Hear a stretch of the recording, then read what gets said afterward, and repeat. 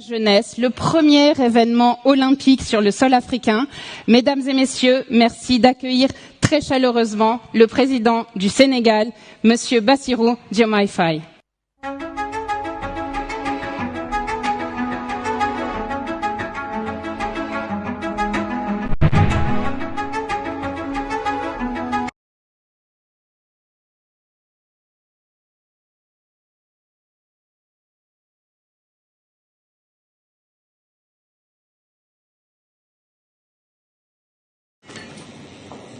Excellences, Monsieur le Président de la République française, Monsieur Emmanuel Macron, chers collègues, chefs d'État et de gouvernement, Monsieur le Président du Comité exécutif du CIO, chers membres du mouvement olympique, Mesdames, Messieurs, je voudrais à l'entame de mon propos remercier le Président Emmanuel Macron et Monsieur Thomas Bach, président du comité exécutif du CIO, pour leur aimable invitation à ce sommet des Jeux du développement durable en prélude des Jeux olympiques Paris 2024.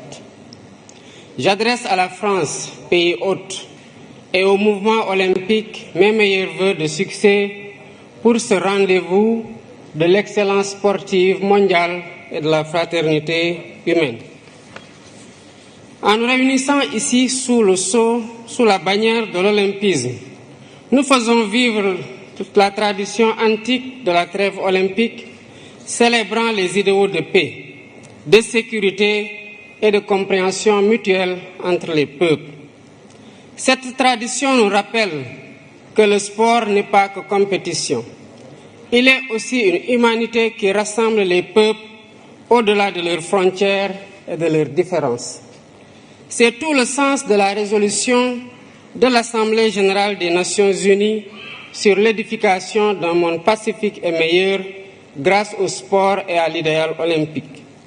Cependant, force est de constater que l'idéal olympique est aujourd'hui mis à rude épreuve par la tragédie de la guerre, de la violence sous toutes ses formes et des inégalités sans cesse croissantes au sein et entre les nations.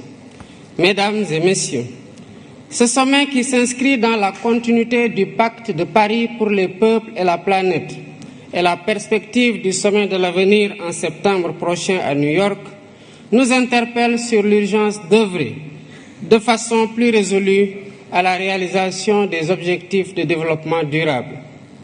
Inspiré par l'idéal olympique, notre rencontre devrait sonner le réveil des consciences sur les inéquités persistantes d'un ordre mondial historiquement dépassé.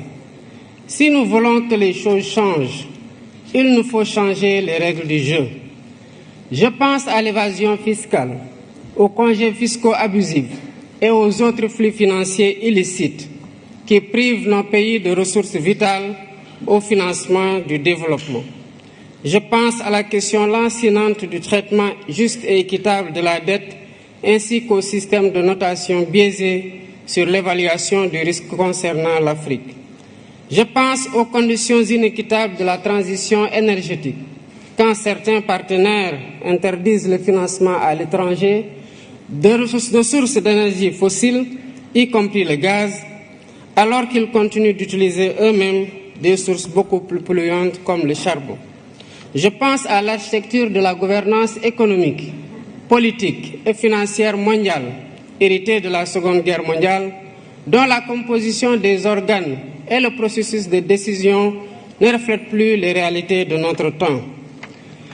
À maintes reprises et à juste titre, le secrétaire général des Nations Unies a alerté sur le risque de fragmentation d'un système international obsolète et non inclusif. À l'évidence, un système qui perpétue le statu quo et ignore les besoins légitimes de sa grande majorité crée les germes de sa remise en cause et la recherche de voies alternatives. La mutation du groupe des BRICS en un sud global plus large montre à quel point le système international est contesté et combien il urge de le réformer pour le rendre plus inclusif, plus juste, plus transparent dans l'intérêt compris de tous. La réforme est possible si nous y mettons la volonté politique nécessaire. Excellences, Mesdames et Messieurs, dans 2 ans, le Sénégal accueillera le premier événement de l'olympisme en Afrique, avec les Jeux olympiques de la jeunesse. C'est un honneur que nous partageons avec notre continent.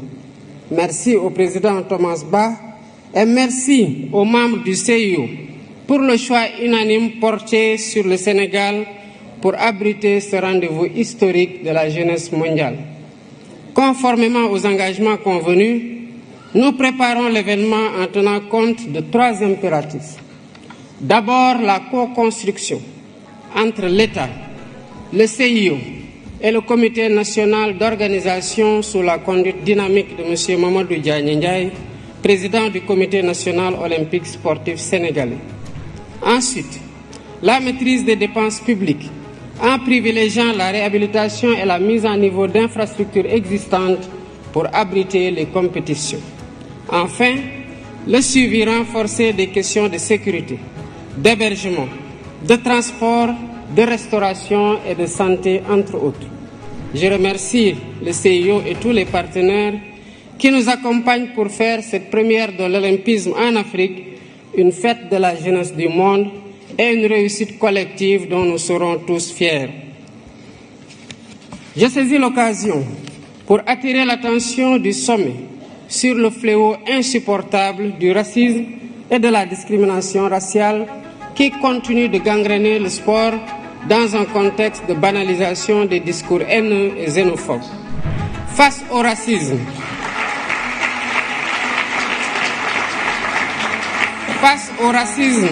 et à la discrimination raciale, nous devons rester debout et intransigeants.